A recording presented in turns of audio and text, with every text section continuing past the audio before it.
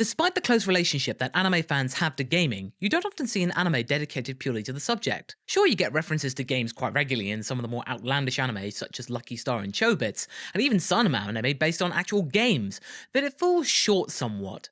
However, D-Frag is a show where games in the world of gaming is the base for a funny and refreshing spin on the school club anime scene.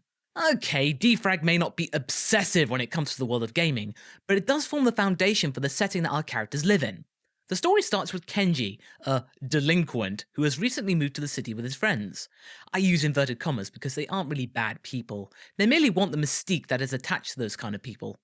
Their bravado is quickly gotten rid of and they're actually decent guys, albeit a bit cowardly. He encounters a young girl named Roka, who is in charge of the game dev club, and after an initial encounter, the two meet up again with Roka aiming to recruit the trio into joining their club. All's not well with the club though, and it's on the brink of closing through lack of members. Kenji and company's appearance breathes hope into their club, but let's say that their recruitment drive is less than orthodox. It borders on the manic and farcical. The first several minutes give you no preparation for this, and you're at first left in stunned silence, but the tension slowly dissipates, and you realise that the club is a ragtag team of eccentrics, obsessives, and power-mad horrors. After many ridiculous attempts to recruit Kenji, he gives in and joins the club, saving their skins. However, there's a twist in the tale, and there's already a game dev club which exists led by a bussy girl named Takao. This extra addition gives a sense of competition and dynamism to the story. It could have been sewn up in the first episode and the element of peril would have been extinguished. Fortunately, it lingers on, and adds an extra dimension to proceedings.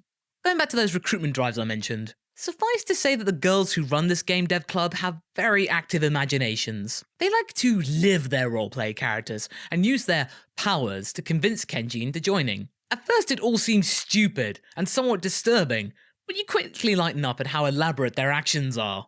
It's definitely worth a laugh or two. Or three.